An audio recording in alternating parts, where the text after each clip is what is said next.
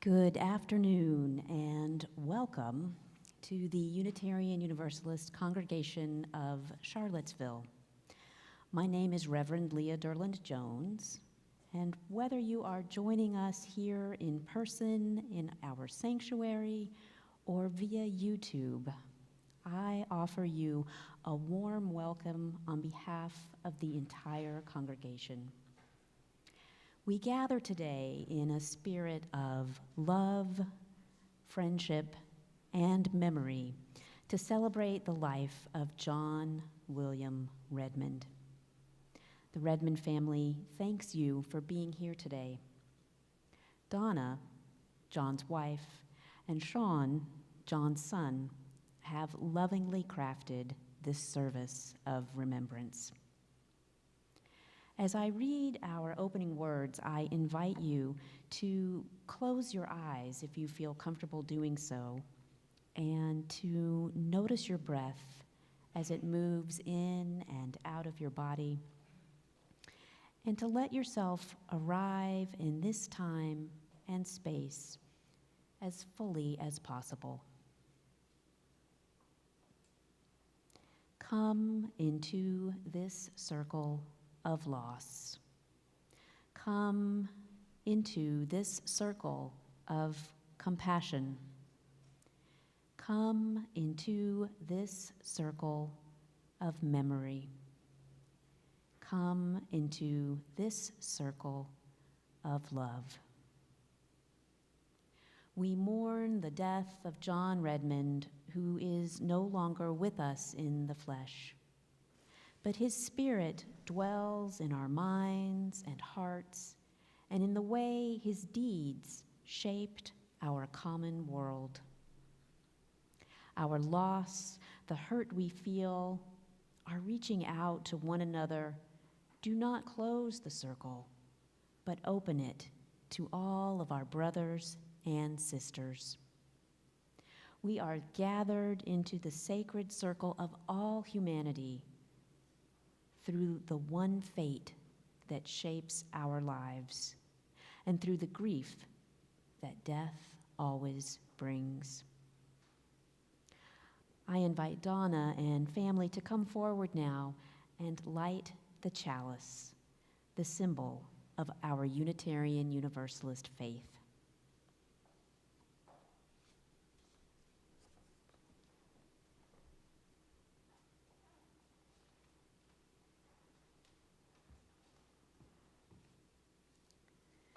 We light this chalice in honor of life's sacred dance of living and dying. May its flame remind us of those who have passed to us fragments of holiness.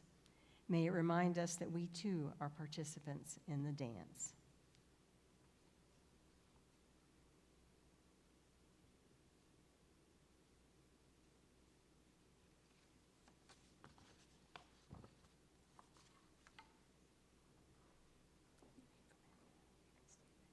Thank you.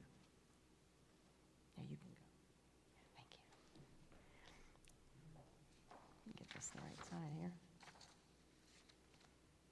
When Johnny and I first met in 1966, our first year in college, Johnny was planning to be a history teacher. The next summer, however, he found that his student deferment from the draft would not be renewed. He lived in a rural area on the eastern shore of Maryland, and too many of the draft-age men had agricultural deferments, and the county needed to fill their quota for the war in Vietnam. So before he could be drafted into the Army, he enlisted in the Navy. Towards the end of boot camp, he filled out his dream sheet, requesting assignments in clerical fields, hoping to get a desk job. When he got his assignment, he learned that he was going to be an aviation fire control technician. And he thought, oh great, now I'm going to fight fires. Actually, it turns out this was a highly specialized field in electronics. It turns out the military was looking for people who would be good at troubleshooting complex electronic systems. And it turns out that he was very good at this. After 8 years in the Navy, he decided not to re-enlist, as he didn't want to go back to sea and leave us for long periods of time. As he was being discharged, there were admirals on both coasts who were very disappointed that he wasn't re-enlisting. However, he was also headhunted by the defense contractors whose systems he had worked on in the Navy. So he was hired by Norden and was assigned to an aircraft carrier, going back to sea as a civilian. Not exactly what he was planning. At that time, many of the sailors in his field were being recruited into medical electronics. So that's how he came to live in Charlottesville. In 1977, he went to work for Technicare and was assigned to be the field service engineer for the first CT scanner that the hospital purchased. When Technicare was sold to GE a few years later, rather than risking a transfer to another city, he went to work for UVA Hospital, first in radiology, and ultimately as the business coordinator for facilities planning and capital development. He finally got his desk job. Even though his career plans had not gone as he'd envisioned, his long-term plans worked out better. He had wanted to achieve financial security so that he could retire comfortably, and he wanted to pursue his interest in history, photography, and travel. Happily, he was able to reach these goals. His interest in history evolved to include genealogy, and he spent many, many hours researching his family history. He was able to combine this with travel to locations where our ancestors had lived, as well as diving into local histories of those times and places. After retirement, we traveled together for thousands of miles, making 20 long trips, which included driving to the West Coast and back 5 times, ultimately visiting all of the lower 48 states. And if we weren't traveling, he was planning and researching future trips. He loved finding places to take our grandchildren, starting with the Caboose Motel in Pennsylvania, where we rode on Thomas the Tank Engine. And most recently, taking them to Colorado and Utah to see the breathtaking places in the West. He loved his grandchildren. He was so proud of them, and of Sean, our son. And he loved being part of my extended family. We will all miss him, mostly me.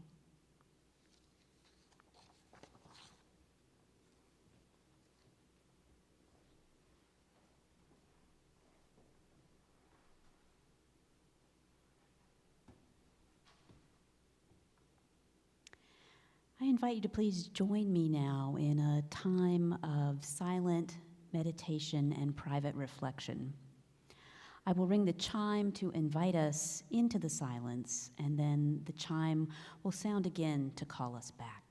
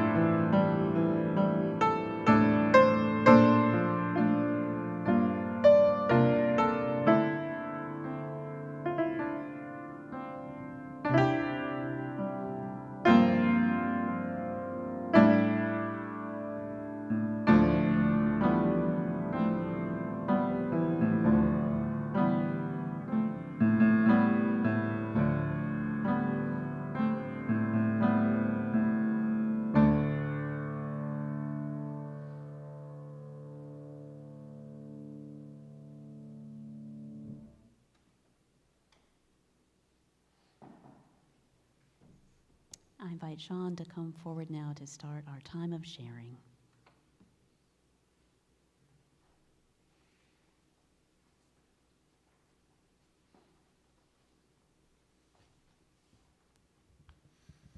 Great, thank you.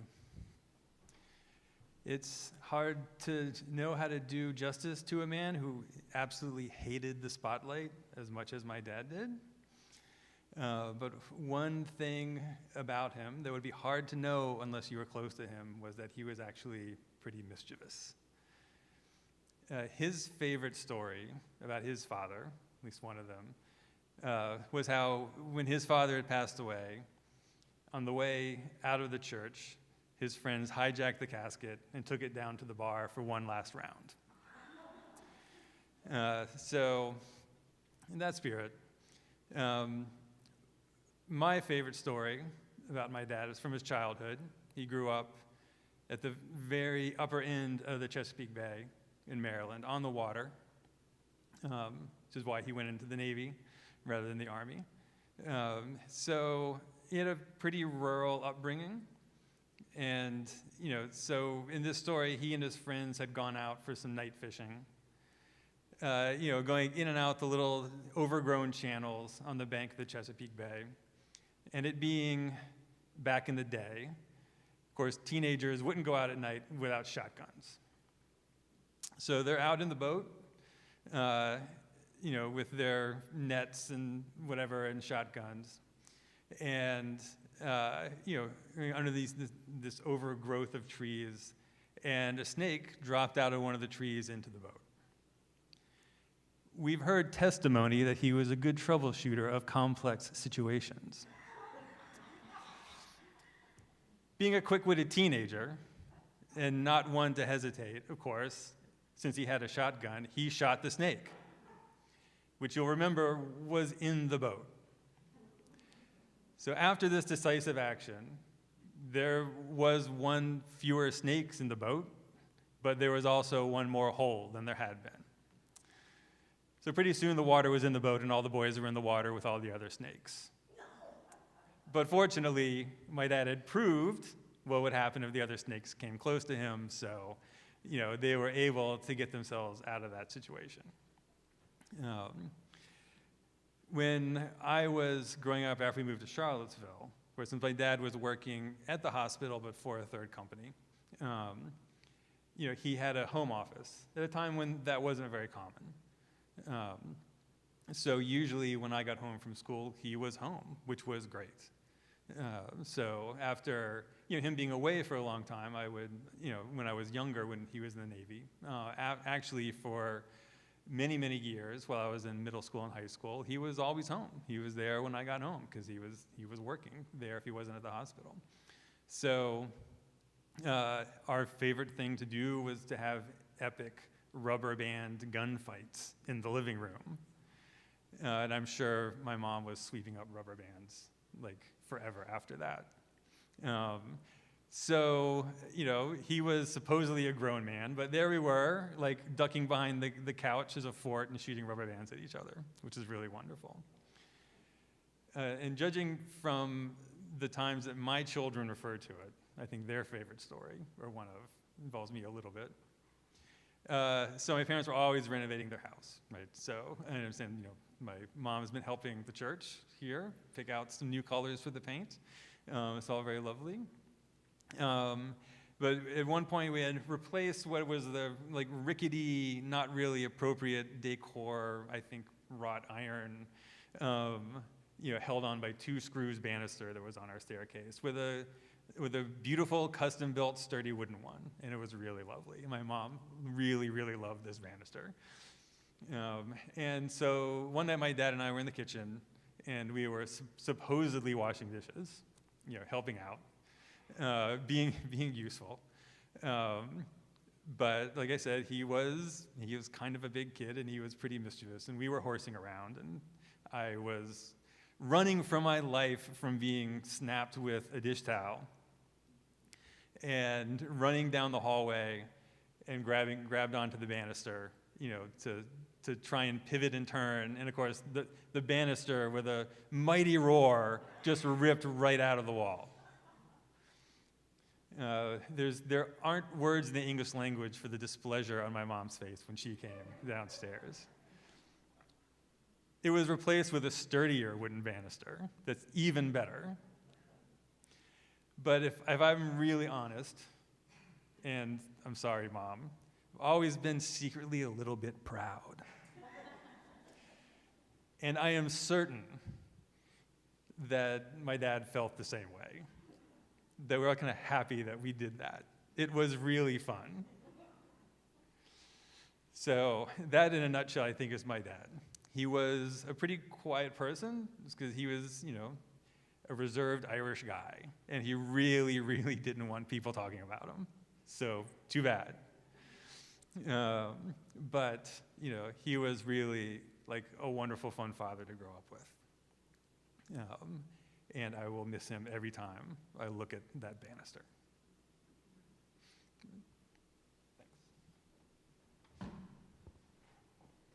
Thank you, Sean. We're going to have Franny sing in a minute, but before Franny offers a song, is there anybody else who would like to share any stories or memories about John?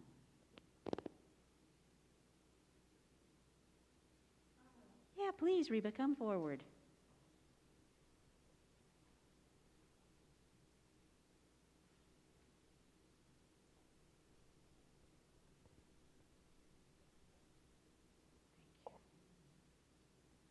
I wanted to share with you that there's an Irish song called Johnny, We Hardly Knew Ye, and it tells the story of a young soldier who was conscripted into the British Army to fight, and he came home grievously wounded. And the story of the song is told through the eyes and the feelings of his young bride. And she talks about how they had so little time to get to know one another. Later on, that became a protest song because the Irish said that they would no longer let their boys and young men be taken by the British to fight in the Commonwealth anywhere around the globe. But it also became synonymous with our feelings about loved ones who die suddenly or too soon based on our perspective from the human heart. And that's certainly the case with John. I always called John, John. Donna would talk about Johnny when we all worked together at the hospital, and I thought it was wonderful. But I thought about that song a lot after my friend Gloria called to let me know, or texted me to let me know that Johnny had passed away. And I think that one thing that's not quite right about that song is that we really did know John. I knew him as a kind and very patient man. And because I thought finance was a four-letter word, and that the annual budget process at the hospital was cruel and inhumane, John always helped me a lot. And he did so very willingly, and I think that's what I remember the most about John Redmond, or Johnny Redmond, is that he had a capacity for helping people. You knew very, very clearly that he was there for you and he had your back. I also know that he loved his wife and son dearly. He didn't always talk about that, but it was very obvious in the way they talked about each other. And in closing, I'm just going to say that the last time I saw Donna and Johnny was at the Rio Hill Kroger several years ago. And they were talking about their trips. And of course, Johnny could not resist bragging about his son and how proud he was of Sean's successes. And of course, he was entitled to that indulgence, as parents and grandparents are. So that's Johnny. And we did know him, and we knew that he was a beautiful man in spirit and in body. And I just realized something as I was listening to Donna and Sean. I used to pass Johnny several times at the hospital, and he always had this kind of rolling walk. And I now realize that it's the walk of a sailor, because he had that, there was a motion that I can't really describe, but he always seemed to be in a hurry, but yet he wasn't moving quickly. He didn't have that focus of not seeing people as he walked back and forth. He always saw you, and he always acknowledged you. And I'll always remember that about Johnny. Thank you, Reba. Anybody else want to share? Yeah, come on up. I'm going to go with a little funny tidbit like my dad did, just for the laughs. None of you guys know this about me except for my family, but when I was little, I used to wear tights on my head because my mom always chopped all my hair off and I really wanted long hair. So like, there's tons of pictures of me in my grandma's kitchen with just like tights on my head, pretending they were braids. And it was always a secret little like game I had for myself. My goal in life was to have longer hair than my granddad because I was always so jealous of how like gorgeous and long his hair was. And he totally beat me because his hair was still much longer than mine. I never, ever, ever won that game, so that's all I had. Thank you. Anybody else have a memory or a story that you'd like to share? All right, well, I think we're ready to hear from Donna's sister, Franny.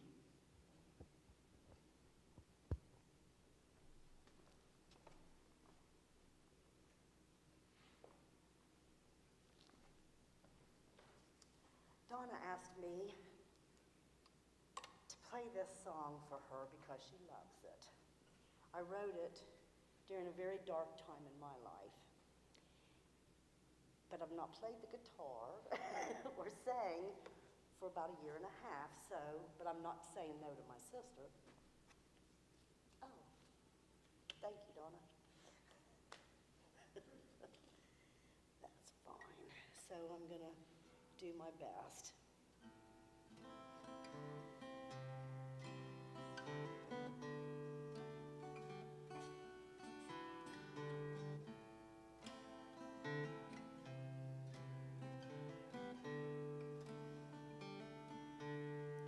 I am so blue, too blue to cry.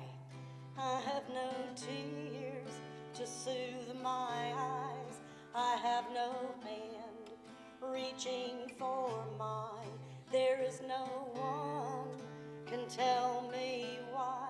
And yesterday, so overwhelmed, I stand as captain at the helm of just my life, no other one, not my granddaughters or grandsons.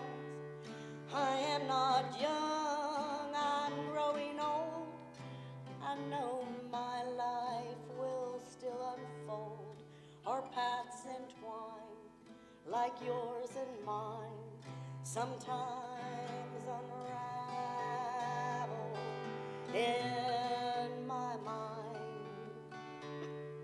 And yet I know there is a light that will grow dim without a fight. So I will sit here with my pain, but I will never be the same. I will be stronger than before, though I appear weary and worn. I may be blue, too blue to cry, but I'll survive, and then I'll rise.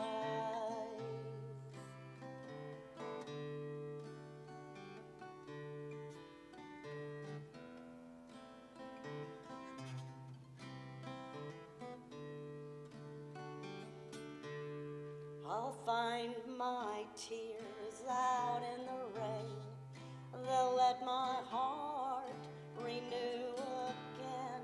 Down on my knees, hands in the dirt, I'll weed out suffering and hurt, and I will be all that I know, and I will watch my garden grow and shine a light to guide the way back to your home again someday.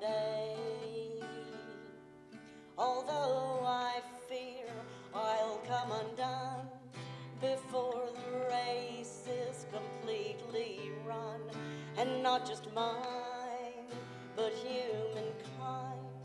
We need our hearts to clear our minds, to see that random circumstance, it is not fate and it's not chance. It is our choice, it's our free will. Do we create or will we kill the dream that love will save us all? The insignificant and small.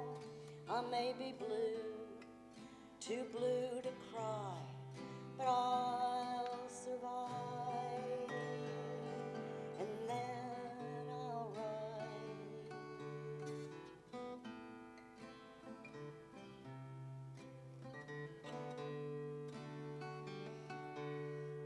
I am not young,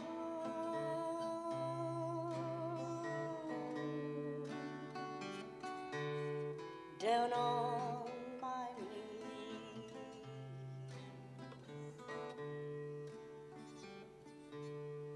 I may be blue,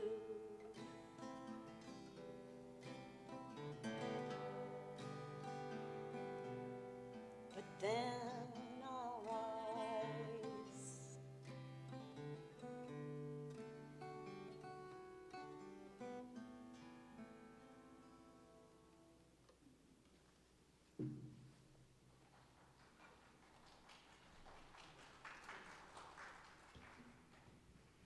Thank you, Franny. Donna's going to come forward now to offer our closing reading.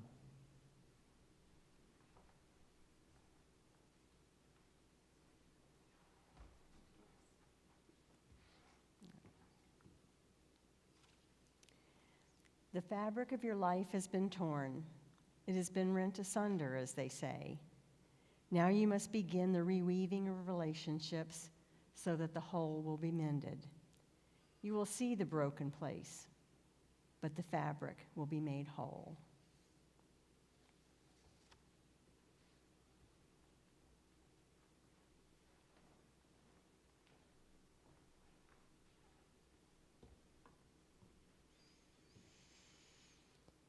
Yes, the fabric of life has been torn. And in the days, weeks, months, and years to come, I pray that memories of meaningful times with John will bring you comfort and peace. Your friends and loved ones continue to hold you in a loving circle of care as you do the work of grieving and reweaving your life as you heal as best as you are able from this life-changing loss. May you remember that you are held and beloved. And now I offer these words of benediction. For those who came before us, we offer gratitude and thanks. May their memories be a blessing. May we feel surrounded by their love. And as we go forth from this time and place, let us be inspired by their courage, their wisdom, and their dreams. Let us honor them by doing the work of living boldly, loving mightily, and creating heaven on earth. Amen, and blessed be. And now our chalice will be extinguished by Sean.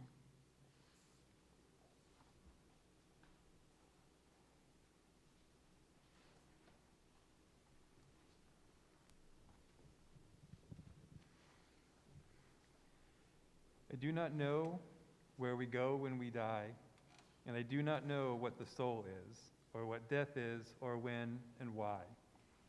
What I know is that the song once sung cannot be unsung, and the life once lived cannot be unlived, and the love once loved cannot be unloved.